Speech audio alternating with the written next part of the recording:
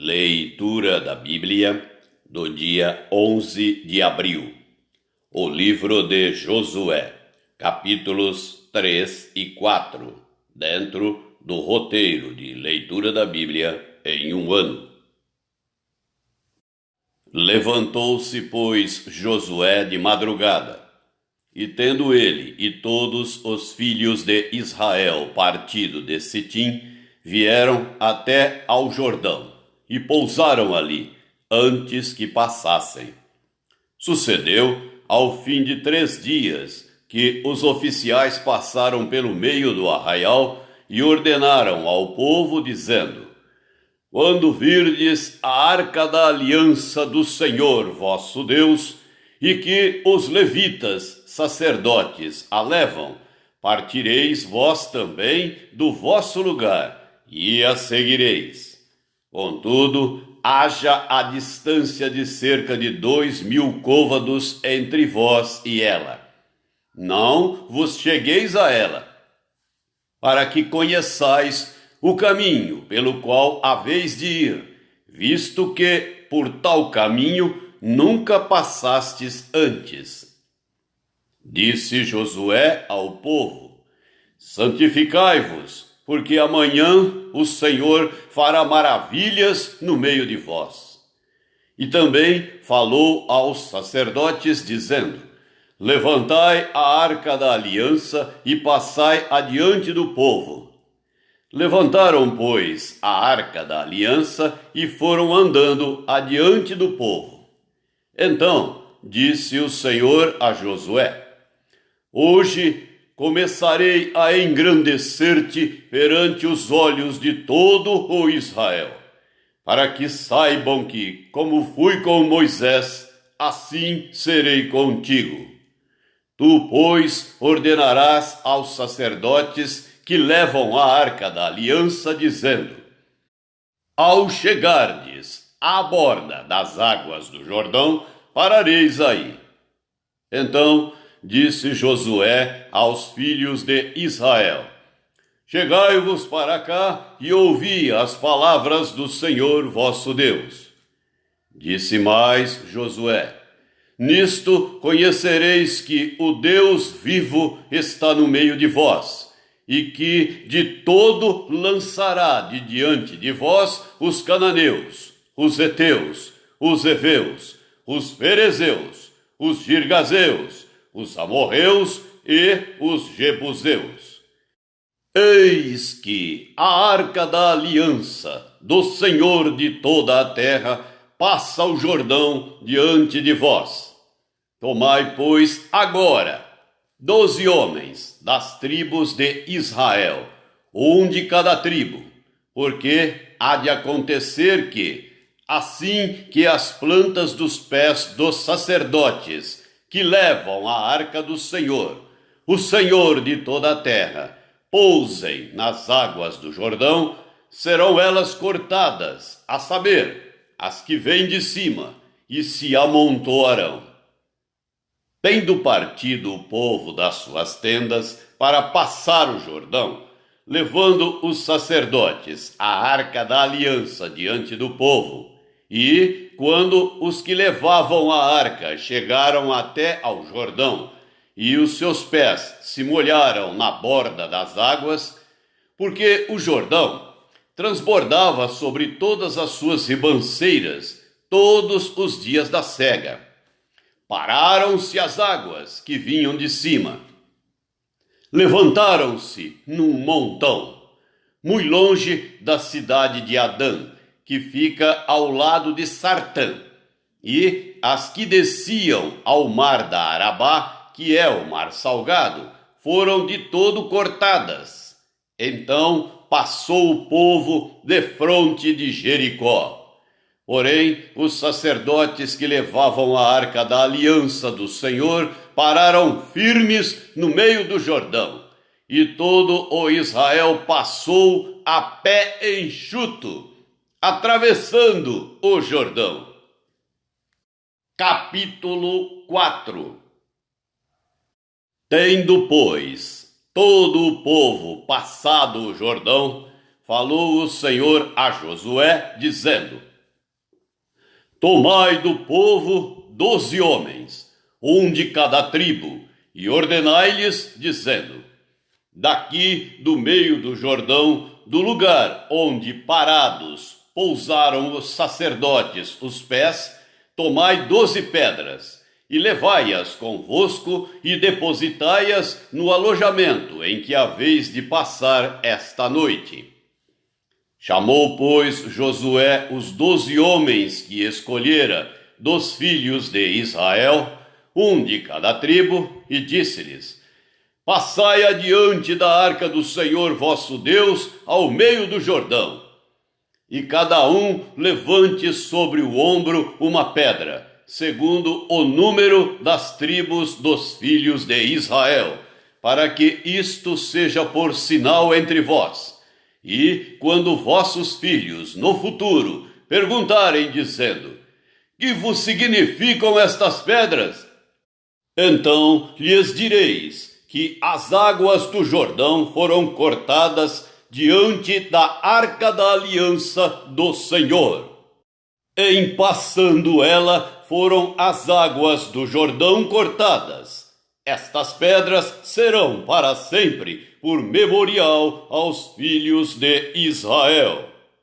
Fizeram, pois, os filhos de Israel como Josué ordenara, e levantaram 12 pedras do meio do Jordão, como o Senhor tinha dito a Josué, segundo o número das tribos dos filhos de Israel, e levaram-nas consigo ao alojamento, e as depositaram ali.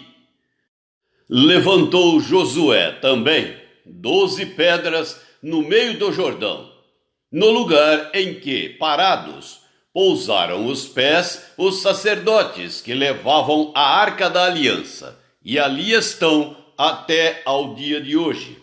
Porque os sacerdotes que levavam a arca haviam parado no meio do Jordão em pé, até que se cumpriu tudo quanto o Senhor, por intermédio de Moisés, ordenara a Josué falasse ao povo. E o povo se apressou e passou. Tendo passado todo o povo, então, passou a arca do Senhor, e os sacerdotes, à vista de todo o povo. Passaram os filhos de Ruben e os filhos de Gade, e a meia tribo de Manassés armados, na frente dos filhos de Israel, como Moisés lhes tinha dito. Uns 40.000 homens de guerra armados passaram diante do Senhor para a batalha, às campinas de Jericó.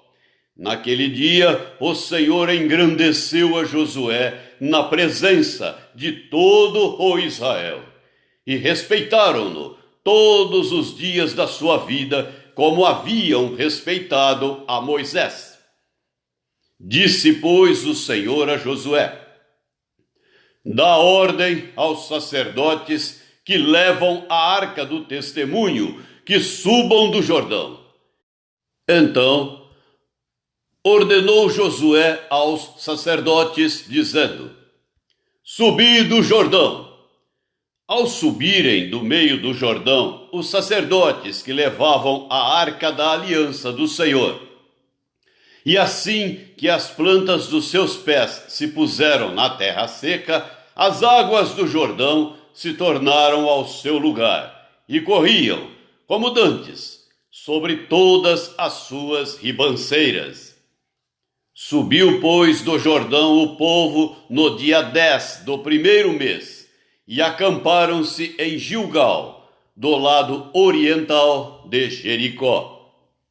As 12 pedras que tiraram do Jordão, levantou-as Josué em coluna em Gilgal, e disse aos filhos de Israel: Quando no futuro vossos filhos perguntarem a seus pais, dizendo: Que significam estas pedras?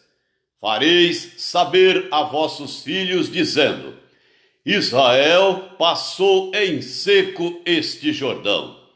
Porque o Senhor vosso Deus fez secar as águas do Jordão diante de vós, até que passasseis, como o Senhor vosso Deus fez ao Mar Vermelho, ao qual secou perante nós, até que passamos, para que todos os povos da terra conheçam que a mão do Senhor é forte, a fim de que temais ao Senhor vosso Deus todos os dias. O Evangelho de Lucas, capítulo 14, do versículo 7 até o versículo 35. Reparando como os convidados escolhiam os primeiros lugares, propôs-lhes uma parábola. Quando por alguém fores convidado para um casamento, não procures o primeiro lugar, para não suceder que, havendo um convidado mais digno do que tu, vindo aquele que te convidou e também a ele, te diga: dá o lugar a este. Então irás envergonhado ocupar o último lugar. Pelo contrário, quando fores convidado, vai tomar o último lugar, para que, quando vier o que te convidou, te diga: amigo, senta-te mais para cima. Ser-te-á isto uma honra diante de todos os mais convivas, pois todo o que se exalta será humilhado, e o que se humilha será exaltado. Disse também ao que o havia convidado: quando deres um jantar ou uma ceia, não convides os teus amigos, nem teus irmãos, nem teus parentes, nem vizinhos ricos, para não suceder que eles, por sua vez, te convidem e sejas recompensado. Antes, ao dares um banquete, convida os pobres, os aleijados, os coxos e os cegos, e serás bem-aventurado pelo fato de não terem eles com que recompensar-te. A tua recompensa, porém, tu a receberás na ressurreição dos justos. Ora, ouvindo tais palavras, um dos que estavam com ele à mesa disse-lhe: bem-aventurado aquele que comer pão no reino de Deus. Ele, porém, respondeu: certo homem deu uma grande ceia e convidou muitos. À hora da ceia, enviou o seu servo para avisar aos convidados: vinde, porque tudo já está preparado. Não obstante, todos, à uma, começaram a excusar-se. Disse o primeiro: comprei um campo e preciso ir vê-lo. Rogo-te que me tenhas por escusado. Outro disse: comprei 5 juntas de bois e vou experimentá-las. Rogo-te que me tenhas por escusado. E outro disse: casei-me e por isso não posso ir. Voltando o servo, tudo contou ao seu senhor. Então, irado, o dono da casa disse ao seu servo: sai depressa para as ruas e becos da cidade e traze para aqui os pobres, os aleijados, os cegos e os coxos. Depois lhe disse o servo: Senhor, feito está como mandaste, e ainda há lugar. Respondeu-lhe o Senhor: sai pelos caminhos e atalhos, e obriga a todos a entrar, para que fique cheia a minha casa. Porque vos declaro que nenhum daqueles homens que foram convidados provará a minha ceia. Grandes multidões o acompanhavam, e ele, voltando-se, lhes disse: Se alguém vem a mim e não aborrece a seu pai, e mãe, e mulher, e filhos, e irmãos, e irmãs, e ainda a sua própria vida, não pode ser meu discípulo. E qualquer que não tomar a sua cruz e vier após mim, não pode ser meu discípulo. Pois qual de vós, pretendendo construir uma torre, não se assenta primeiro para calcular a despesa e verificar se tem os meios para concluir?